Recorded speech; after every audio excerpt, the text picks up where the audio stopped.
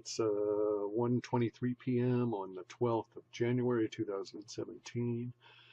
This is just a quick Wujo to bring everybody up to speed. It's been a month since I've done one of these. Sorry about that, but Igor and I have been extremely busy, mainly because of all of you guys, because the election of Trump, let's say, was a pivotal signal for a context change and basically a huge emotional release that's been captured by our spiders. And so we're busy racking up the terabytes of data for later processing, as well as processing right now for the Bitcoin, gold, silver markets, dollar, all of that kind of thing. Doing that simply because of the huge volumes of release language. We are truly in the middle of or not even in the middle.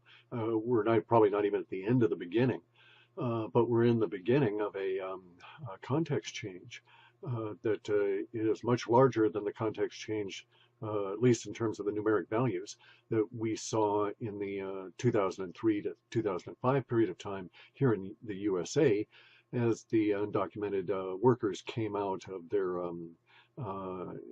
socially enforced invisibility. So something very large is indeed happening right at this moment at a level that is not controlled, dominated, or directed by Trump or the new administration or anything here in the USA. This is a global awakening. It's pretty much across the dollar empire at the moment, and we're sort of playing catch up to the Russians and the Chinese in terms of the emotional wave and where we are on it. So the English-speaking world, or the English dollar-dominated world, is going through a very large awakening that's led to huge levels of, for us, increase in emotional sums. So a lot of prescient language is potentially hidden in our new data captures. And we're kind of looking forward to getting in there and rooting around and see what we can find.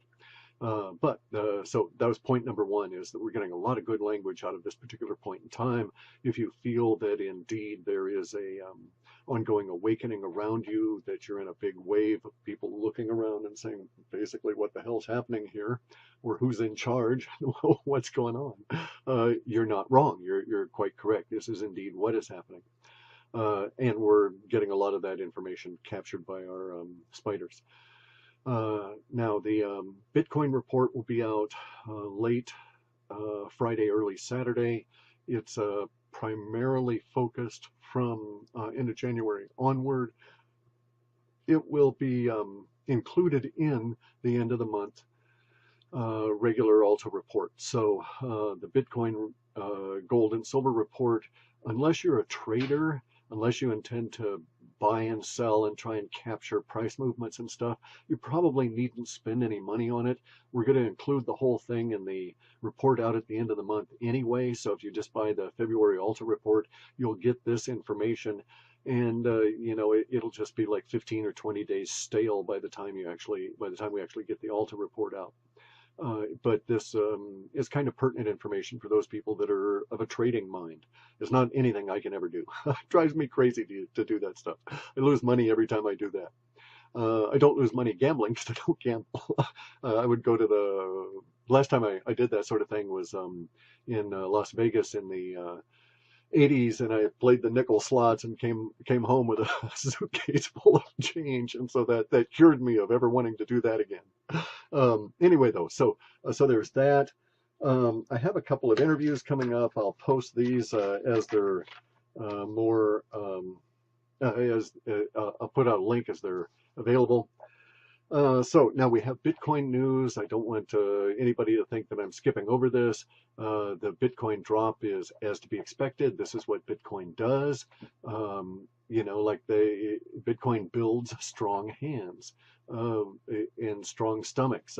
That's why also I don't see how people can trade it, because if you tried to capture the price movements on this sort of thing, it would drive you crazy trying to follow it up and down all the time. It's not very smooth, really choppy and volatile. But this is nothing compared to what's going to happen in the future. Now, for those that are interested in Bitcoin trading, there are a couple of opportunities that we're detailing out in this current Bitcoin report as best we can. For the descriptor sets are really quite nice. I like those. But the timing, we're drilling in on it as best we can. But we are giving you the temporal markers to look for these couple of trading opportunities, because I know people have been able to do that sort of thing. Sell it off at 1100 and buy it back at 800 or lower, that kind of thing. The Bitcoin is basically crocodile teeth up through the rest of the year. Don't worry about it. There's some stuff coming along that's going to cause a major, not a rethink. They've already done that. The Chinese central authorities in our data sets are already showing up as being embracing Bitcoin. It just hasn't been announced yet, and it may not be announced for a number of months. And you know how the Chinese are; they get everything ready and then they announce it. It's a done deal. So, and like I say, it may be a while, but our data sets are showing it as pretty much the route it's going to go. So I'm not particularly worried about the price of Bitcoin, especially in dollars. The climate now, we're into some interesting temporal markers relative to the ice age. We're going to see, as forecast, maybe 2 or 3 or 4 Alta reports back. I can't remember. You write them for a year and it all blurs in your head. But some point back here in 2016, there was a long-term forecast saying that as we went through this winter, we would end up with a series of spotty nascent glaciers forming, and where those form will be able to give us, will be able to inform us, humanity that is, as to where the central component of the new glaciation period is going to be. There's no rhyme. No reason that it should rhyme with previous ice ages. So just because Canada was once under 3 miles of ice like Antarctica is currently today, is no reason to presume that Canada will be yet under ice in the next ice age. It may indeed, simply because the ice ages don't necessarily hop around a lot, but there's no certainty of that. And so the data had been forecasting that we'll be able to see glaciers forming in areas and thus be able to say, aha, there's a center of it, there's a center of it, and so on. Also, the data was pointing out that a lot of these glaciers and the snow was going to appear in the tropics, and so, or the areas that we consider to be tropical at the moment. And so we've got that indeed occurring. We've got snow down into the beaches in southern Italy, and snow in northern Africa, this sort of thing. And so those sets are coming out and actually manifesting. I don't see any other reason. And that actually gives me confidence, by the way, because they were part of the set with the long-term forecast for being able to pick out where the glaciers are going to go. Now, I don't see any reason that the glaciers should go too much of a walkabout. The reason I say that is because we have a slight indication in Antarctica that what's happening is that the ice on one side of Antarctica is sloughing off, but it's growing on the other side of Antarctica, and it's actually growing out over the ocean, and it's going to be floating. Now, this is how this is how the poles actually shift the glacial mass over time.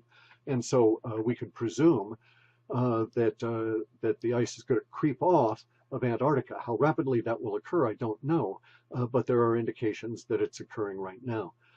And this is part of our big discovery thing, because as the ice sloughs off of that part of Antarctica, it's going to reveal all kinds of stuff that the powers that be would rather remain hidden, and they're just going to have to deal with it.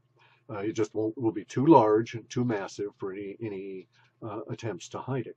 And so the point now is going to be to manage it, insofar as our data is concerned and what it's saying. So there was that. So the climate news, the climate is changing because the internal magnetic structure of Earth as part of its expansion is also changing. So the planet is a sphere around an hourglass-shaped vortex that rotates very rapidly inside it, at the center of which, it's actually two vortices joined together like an hourglass, and at the center, instead of where the sand would go through, is where the plasma core of the planet is. And the plasma core, because it is plasma, which is energy at a level that we can't even visualize or comprehend, it captures other energy that goes through, like gamma rays would go right through me and through the planet, but it goes to the plasma core, it gets sucked in instantly.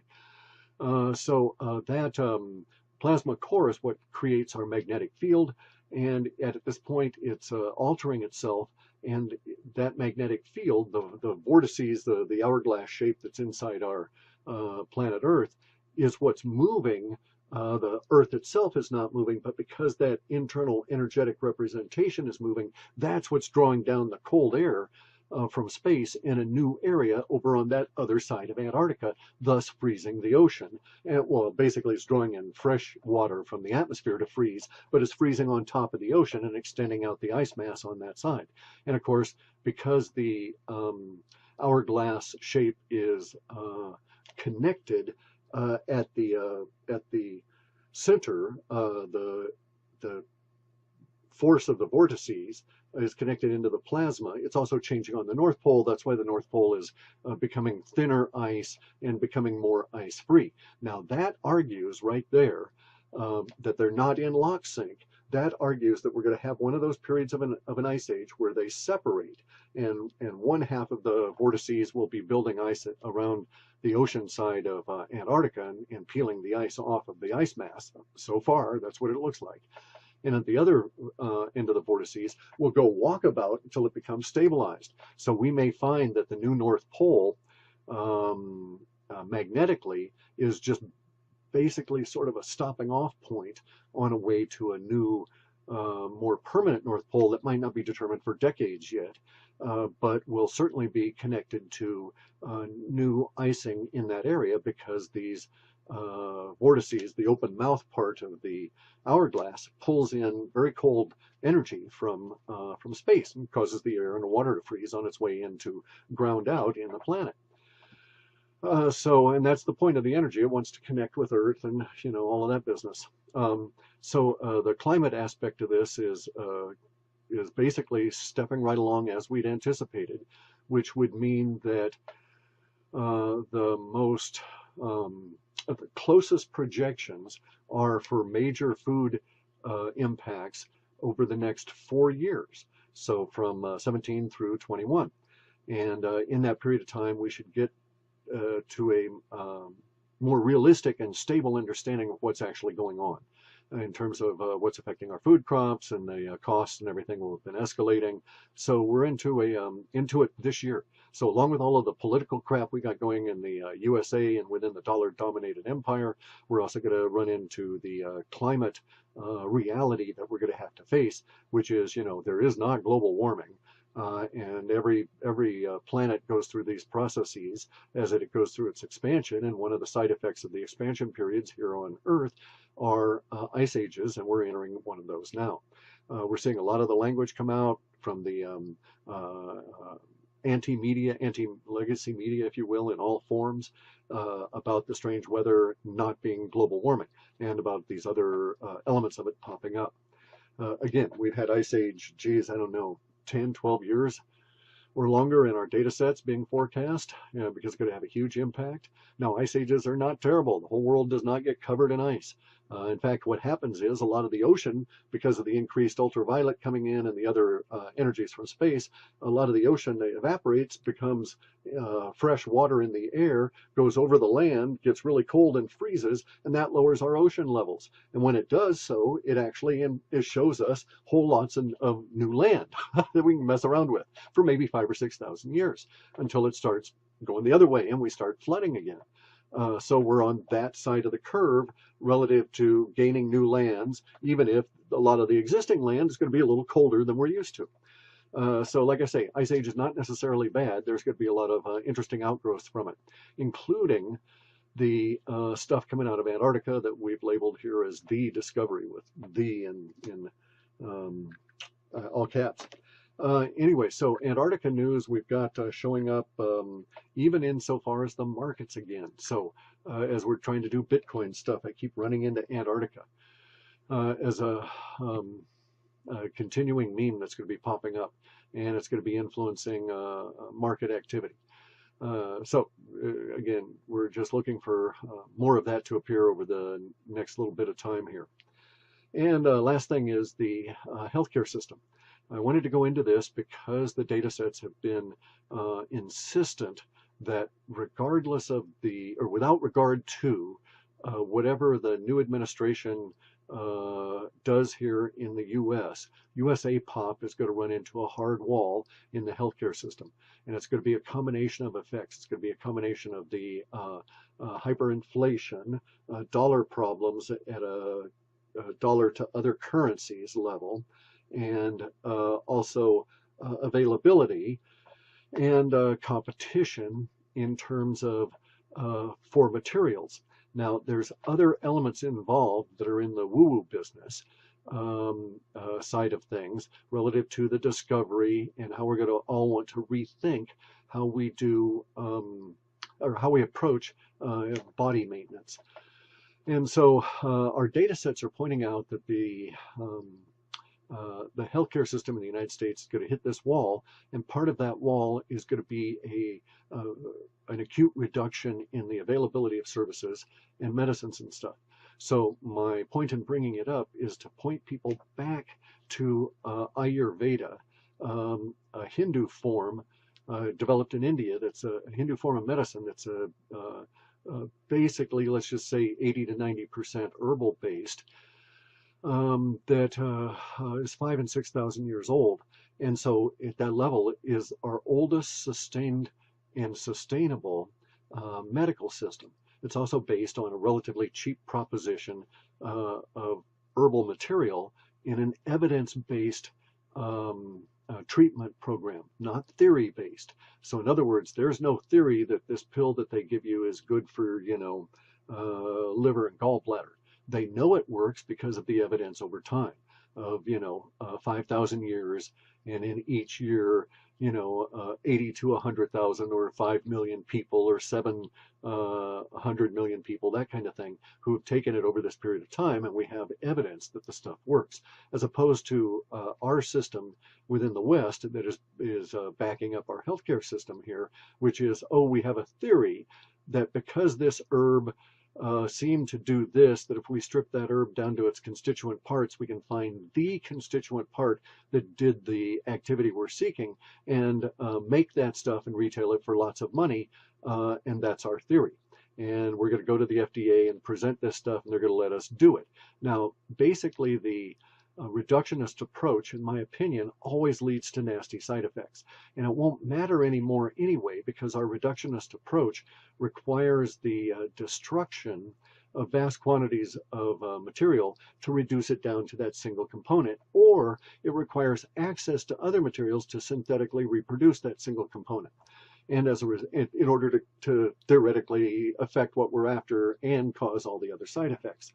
So, but the data sets are arguing or presenting an argument that big pharma, insofar as its ability to deliver to the fucked up, dysfunctional healthcare system in the Western dominated world, is going to run into this same wall and will be crumbling over 2018 or 17, 18, and 19.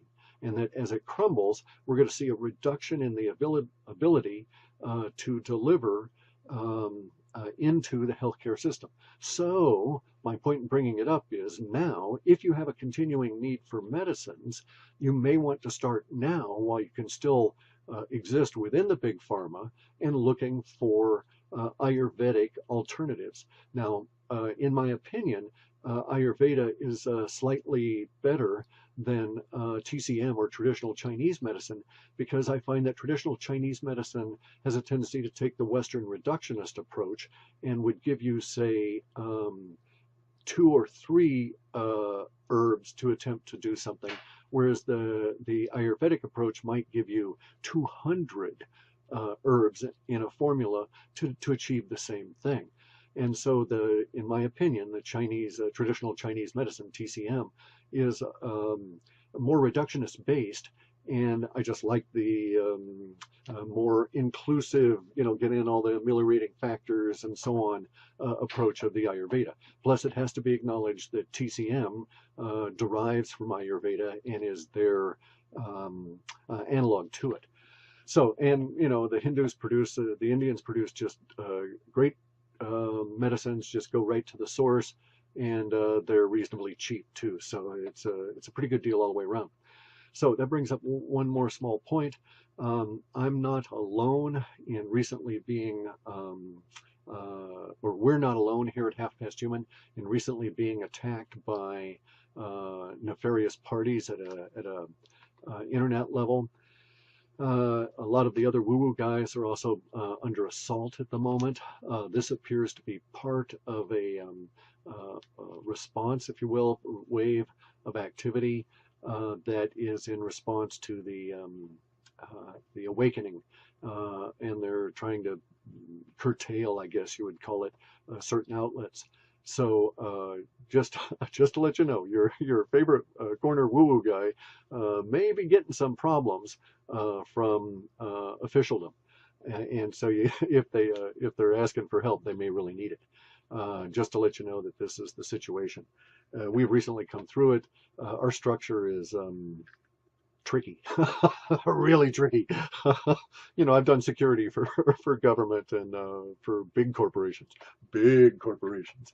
and have worked on systems where there's actually physical interrupt, so that you know, cracking can't actually be achieved.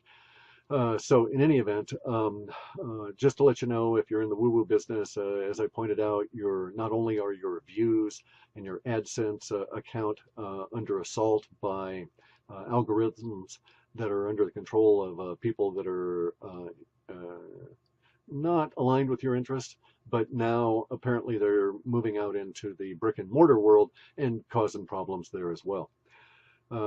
Anyway, been rambling on too long as it is, doing some other experiments here. I have to get back to the data processing for our Bitcoin report. That's basically what allowed me to do this. And also to cool some polenta outside because it's 23 degrees Fahrenheit, which is what, you know, anyway, out there. So it's going to cool pretty quick. And I'll be out on videos on a couple of interviews over these next few weeks. We will have the Bitcoin report out by early Saturday because the timing, we're actually trying to shoot for a specific timing to get ahead of some events that may be inbound this weekend. Anyway, that's it, guys. Good luck to us all. Enjoy the context change. It looks like it'll probably go on for at least 5 or 6 years, maybe decades. It's just hard to say at this point, but it continues at least through the long-term data and its error range. So we're looking out 3.5 years there, and it doesn't show any sign at all of lessening in terms of its emotional impact as we go forward in long-term data. So I suspect this is a multi-decade kind of a deal, and we're just at the very beginning of it.